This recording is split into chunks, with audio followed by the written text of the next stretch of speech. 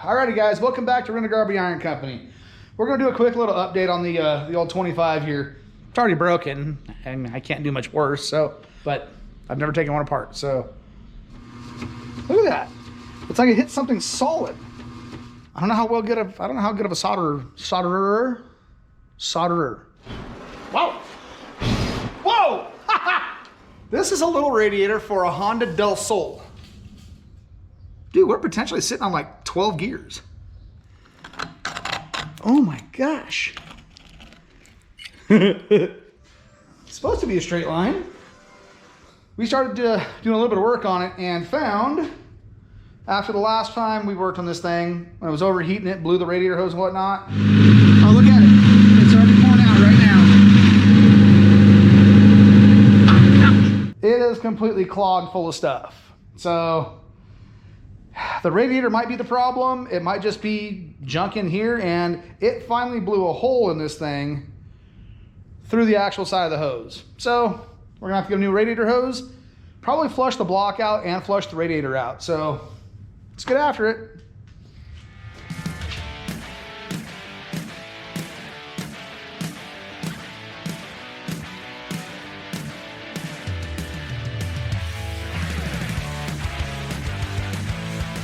Alrighty guys.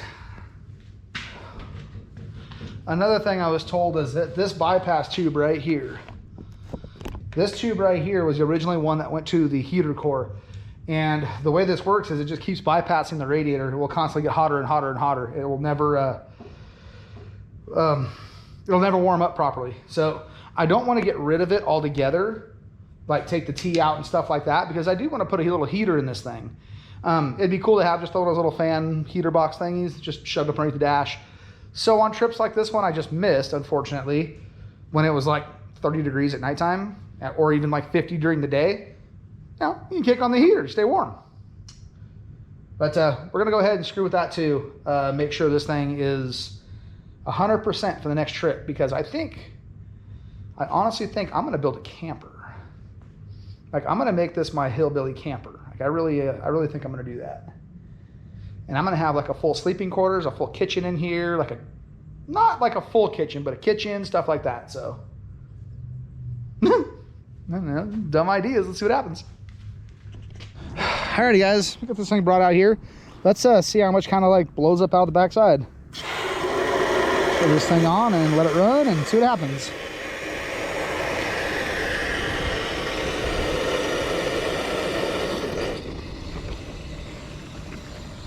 Wow, okay.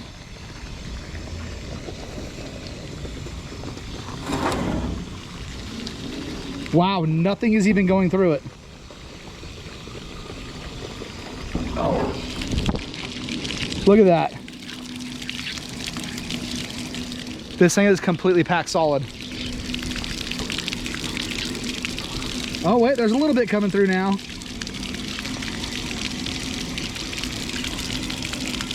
Oh, wow.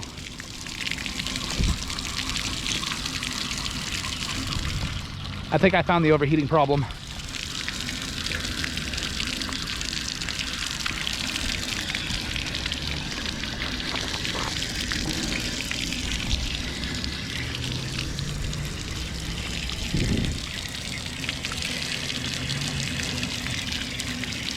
Huh. I think I found the overheating problem. This thing is just plug solid.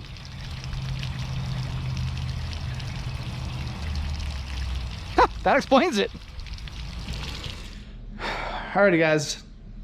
It's already broken and I can't do much worse. So we're gonna go ahead and see if I can take this thing apart and see if I can like rod the core and I don't know, maybe make the radiator work again. But I've never taken one apart, so.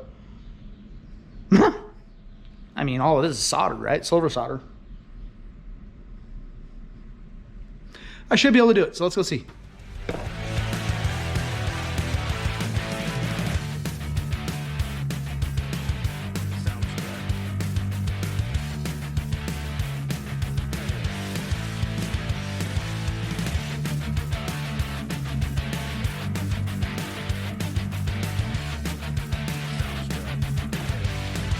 Well guys, from the looks of it, I don't think it was plugged on the bottom side. That's a definite. And the bottom tanks doesn't have a whole lot in it. So let's go ahead and take off the top side and see what happens.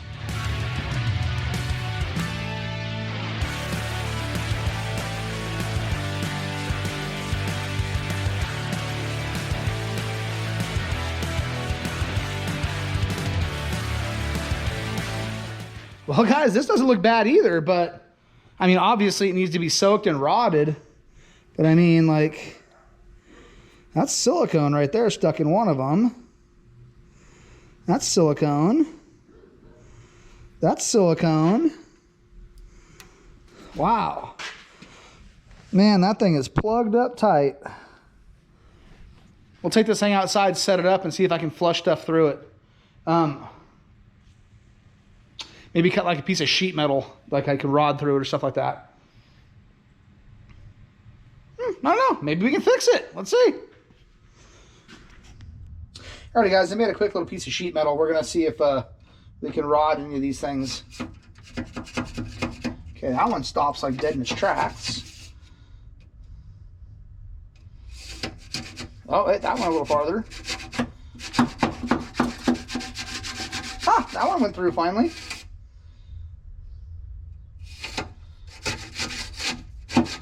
That one finally went through.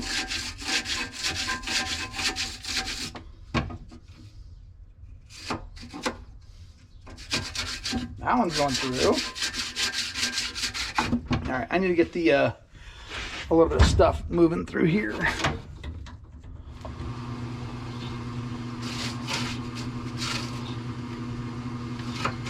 Wow, like it goes down and it hits something solid every time.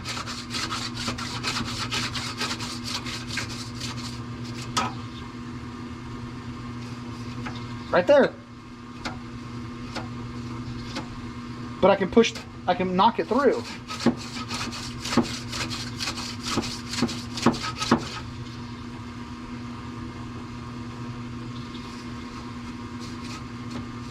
Look at that.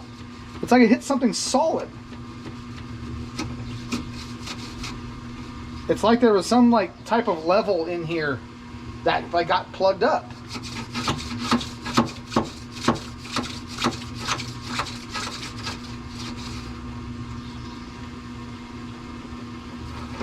Look at that.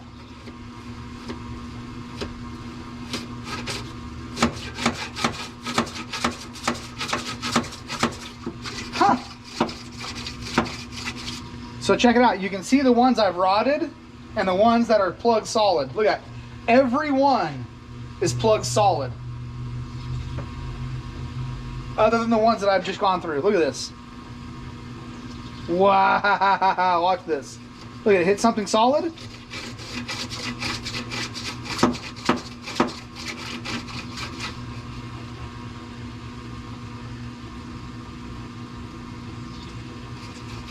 Wow, dude, that's amazing.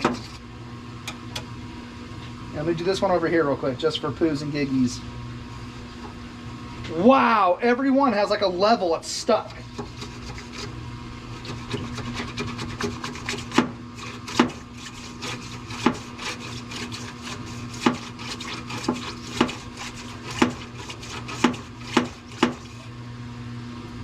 That's nuts.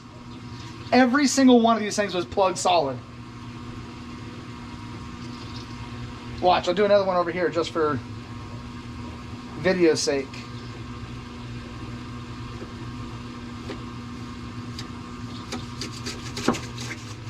That is amazing. Wow, dude, that is nuts. Well, guys, I'm pretty sure we found the problem. You can actually see the ones that I've rotted through and the ones that I haven't. But man, oh man, oh man, like all these are plugged completely solid. The only ones that are flowing are these guys over here and a couple of like random ones. And that's all because I already rotted those ones out. This radiator was 100% plugged solid. There's no way water was transferring. Maybe we can save it. Woohoo! Alrighty, guys, we got this thing all rotted out the other day. We're back at it today. Today's Sunday. We went through and rotted the whole thing out. So now every passage has plenty of flow. Like I stuck the hose through it, everything's good.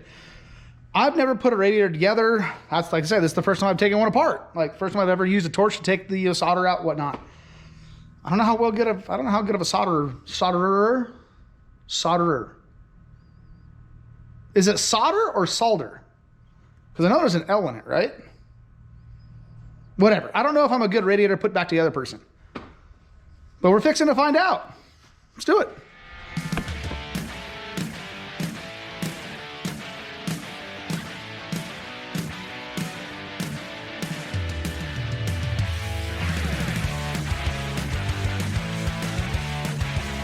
I don't know why, it just doesn't look like it's filling up.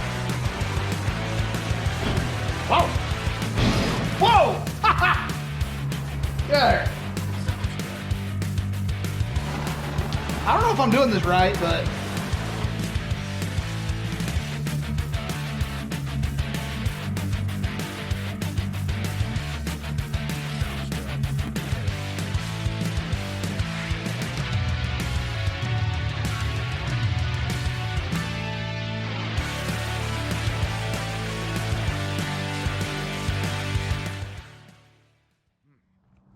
alrighty guys, this thing sat overnight.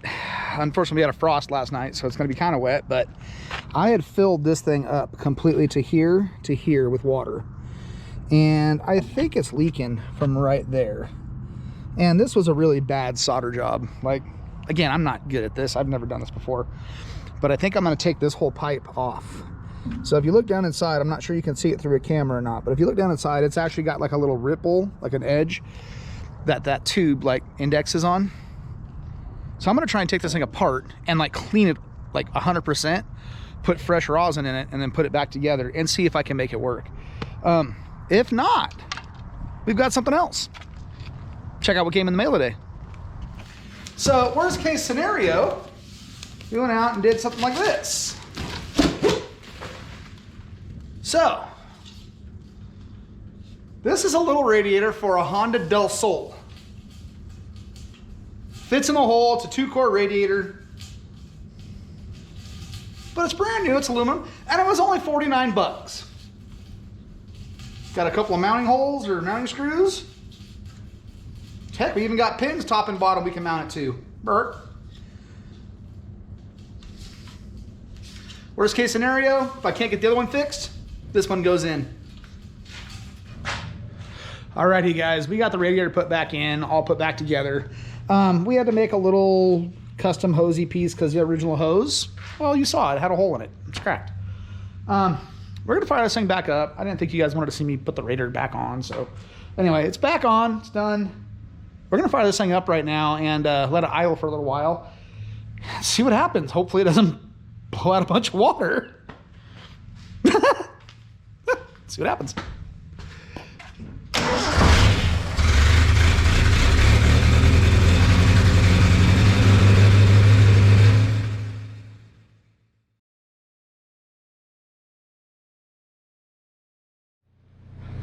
Well guys, we may have found success.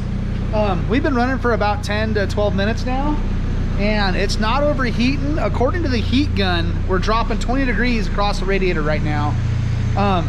The lower radiator hose is about 140-ish, give or take. And the upper is about 160.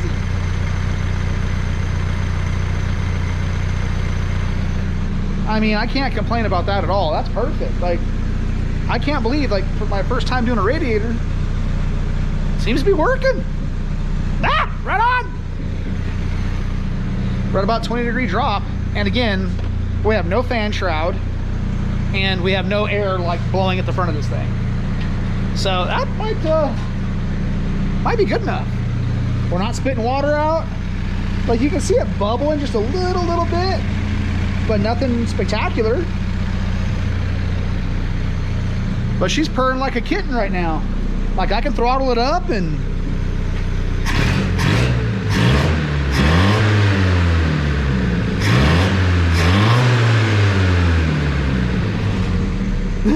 This thing should never need that much RPM. Just that right there is probably too fast for this thing to drive, period. But we definitely got a lot of smoke. We're barreling outside the shop, so check this out. Woo! I don't think she's burning oil. I think it's just old crappy like exhaust stuff. Now mind you, this exhaust is wasted. Like it's all fallen down and broken, and I just found an exhaust leak like directly under the driver's seat, like underneath your feet. So that's got to get fixed because carbon monoxide sucks. But yeah,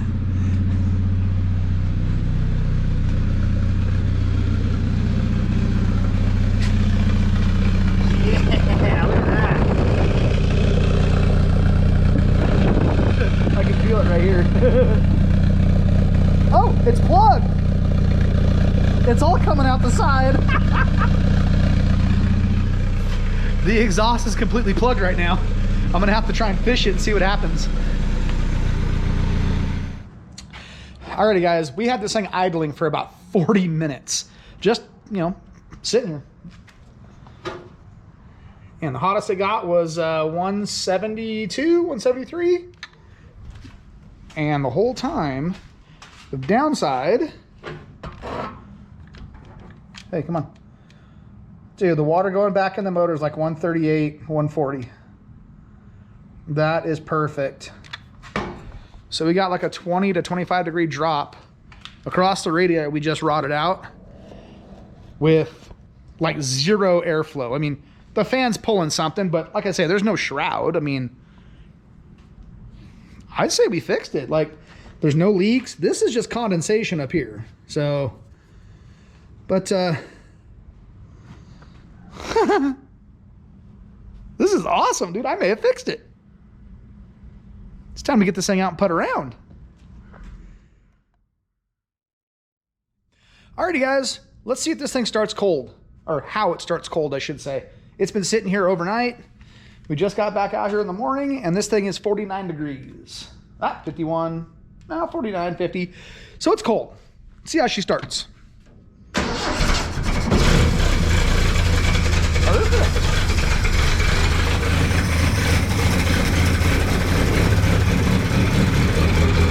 Wow, straight to no choke. But again,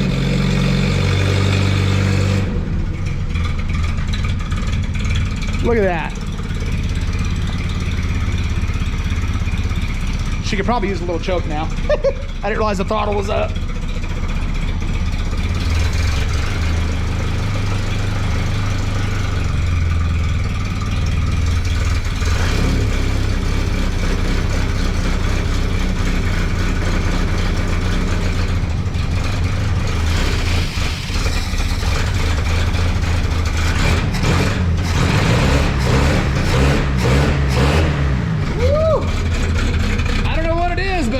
She might be running rich.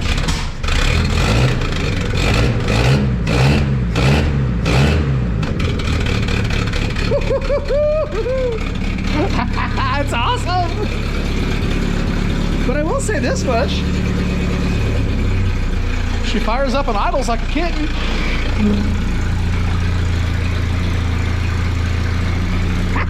This is awesome. Well guys, we have a disaster in the shop, and you guys have seen me working on stuff, specifically this thing, the past couple of days, or afternoons I should say, to get this thing out of here. We're gonna go ahead and just pull this thing outside, get it out of the way, and also eventually pressure wash the whole thing, get all the rest of the rat and mice turds out of it. But this will be the first time I'm driving it on these new wire wheels. Hopefully it drives a little bit better, so, or it feels a little bit better, let's say. So let's get this thing pulled out, see what happens. I mean, can't go totally wrong, can it? I mean, it can, but I'd hope not. Whatever, we'll see what happens.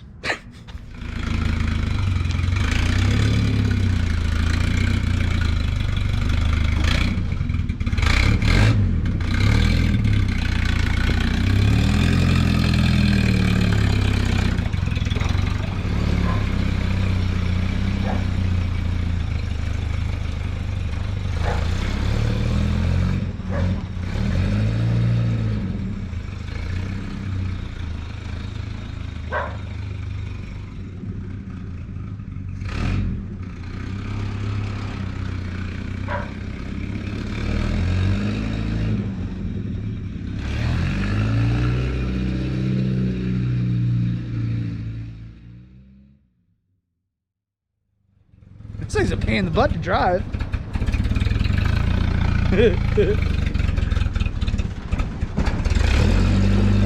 Oh my gosh.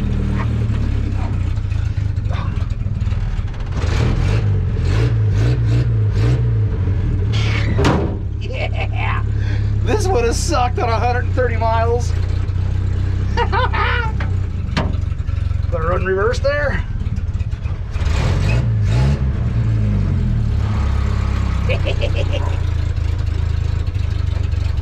It's really hard driving with the throttle up here.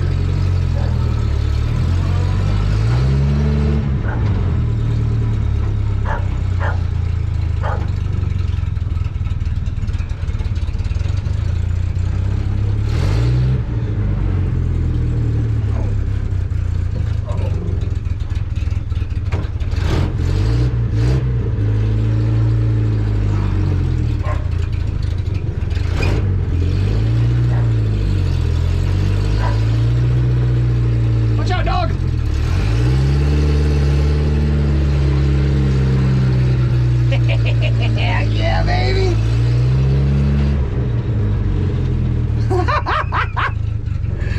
This is dumb fun. This is so dumb. Coming back, dog. Oh, maybe not. Let me put it in reverse. No.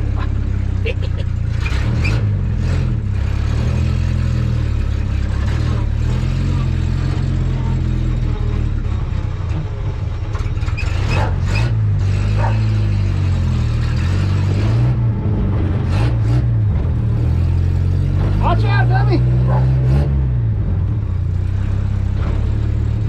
Alright. Well, the whole idea of doing this was just to get it outside so I can clean the shop, so.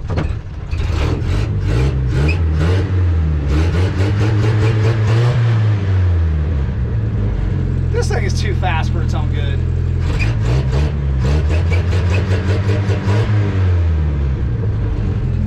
Still smoking? Oh yeah, we're still smoking.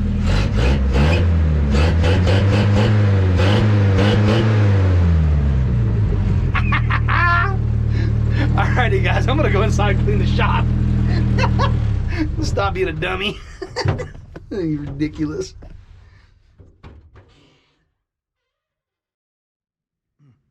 Alrighty guys.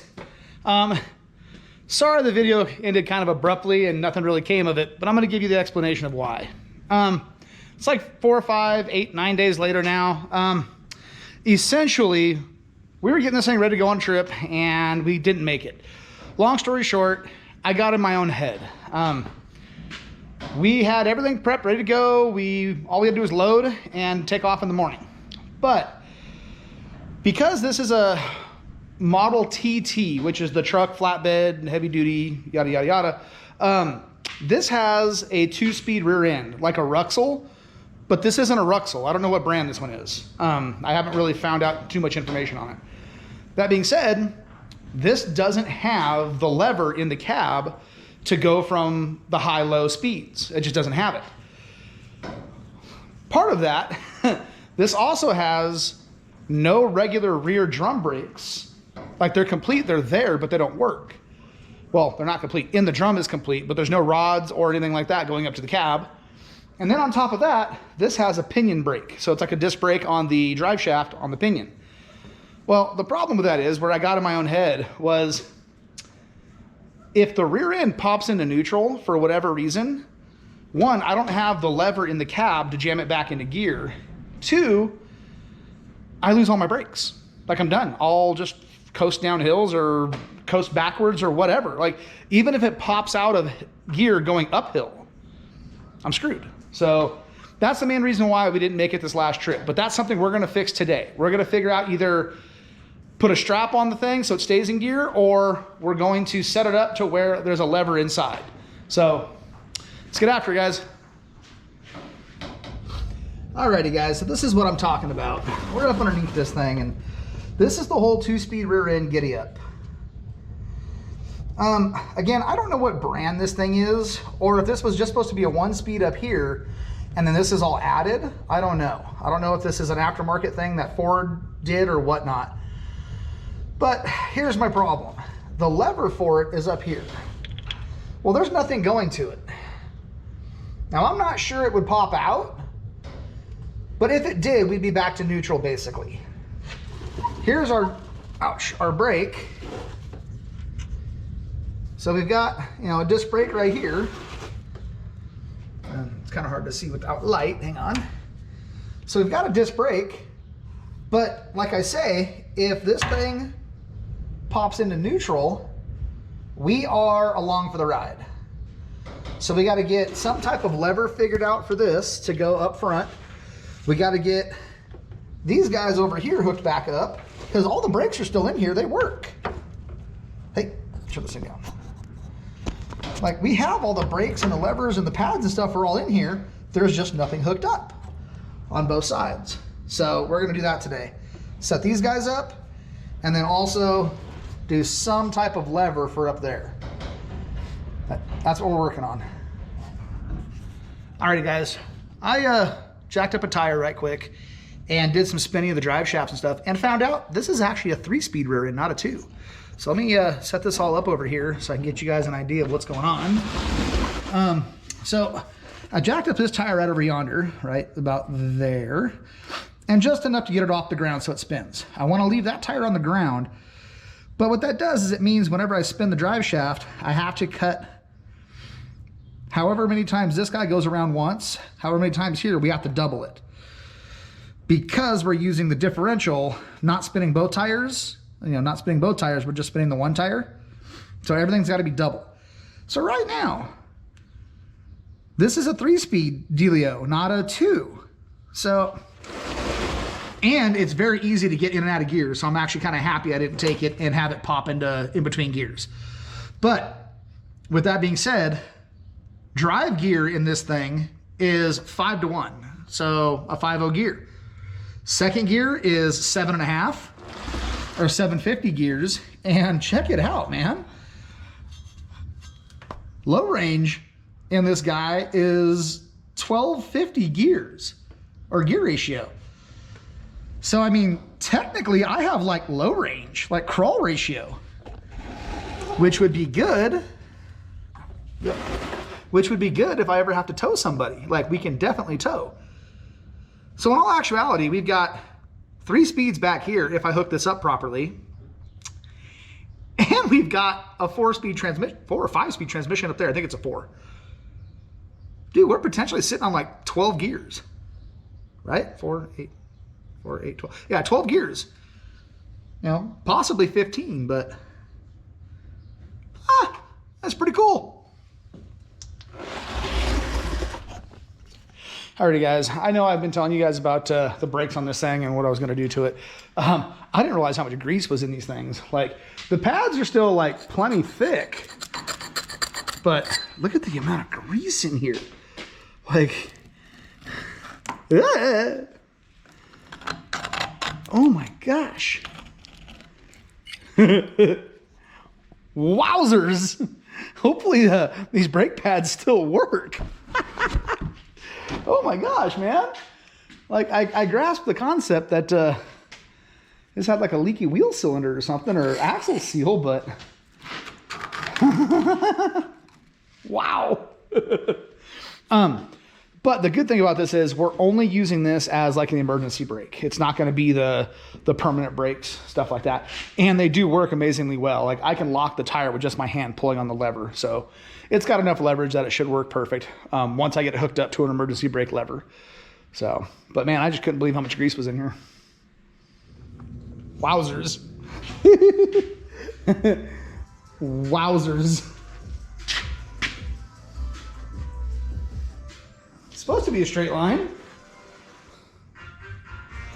Let's make it as close to straight as we can. Alrighty guys, we got it pretty dang straight. So I'm good with that. It still has a little bit of a crown to it, but I'm gonna live with it. I'm not gonna try and go crazy and get the crown out of it, but at least now it's straight, it's not bent. And it's like stitch welded together, like down the backside right here. So that should beef it up a fairly decent amount. Let's get it back together.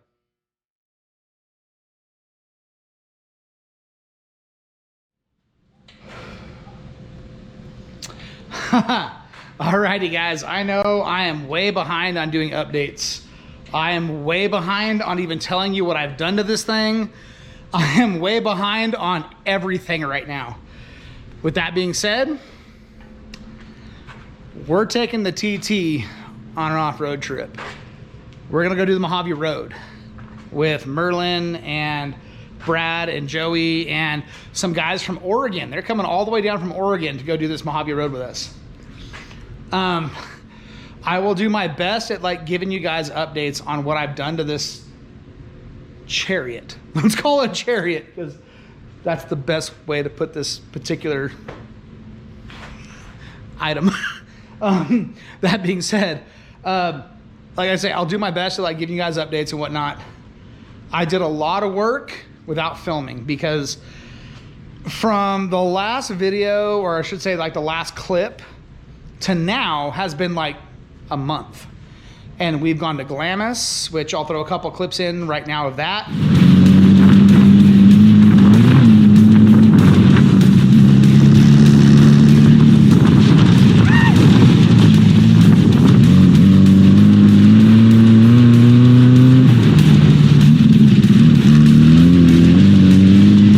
We got the backbreaker all up and running and had to deal with rebuilding motors and all kinds of stuff. It was way more than I had thought. And our Model T trip, we were really close to going, but the whole shifter thing and like that was like the last clip of the videos. You'll see that. That's pretty much the reason I didn't go, because it can kick into neutral and I have no brakes. And oddly enough, on a test drive yesterday, like just recently, I drove up and down my street and it kicked into neutral and I had to bail into a field. So thankfully there was an empty lot. But that being said, I'll do my best to give you guys updates. We're going on like a 4-day, 3-night adventure with the old Model TT. There's not much I can say other than we got everything we said we were gonna do, like working per se. Like everything I wanted to do to it is done at like 40%. We didn't have enough time to finish everything correctly, and with my schedule, with my kids and ROTC and stuff like that, I have to be a chaperone for my kids and a whole bunch of cadets for like 4 days before this trip. And we're gonna leave there and go straight to this trip. So that being said, this is what we're dealing with right now. So we got the chariot set up. We got nice seats put in. We got the lever set up. I'm not sure you guys can see this or not because I know it's dark. I'm sorry, guys. We got the lever set up for the 3-speed rear end. We got a parking brake set up. We got choke. Obviously, the choke was already done. We got a handbrake set up that's like connected to like the e-brake. So if in fact the rear end kicks out of neutral and I start coasting down a hill, I have like a handbrake, something to like slow me down. Well, I don't want to say slow down. Something connected to what we would call brakes. Like it was a valiant effort. Whether it stops me or not and I just yeehaw off a cliff, that's a different story. But I actually tried to get some brakes hooked up. So that's all said and done. Like, I really think we're doing pretty decent right here. Like, we even took the time and I got 2 more tires mounted with brand new freaking tubes. So I have 2 spares to go with me. Like, that's the most preparation I've done in years is to have 2 extra spares. So we got 2 extra spares with us. I don't know, guys. We're gonna bonsai this trip and just see what happens. So it's gonna happen, I promise. Like, we're going no matter what. We've already said we're going. Well,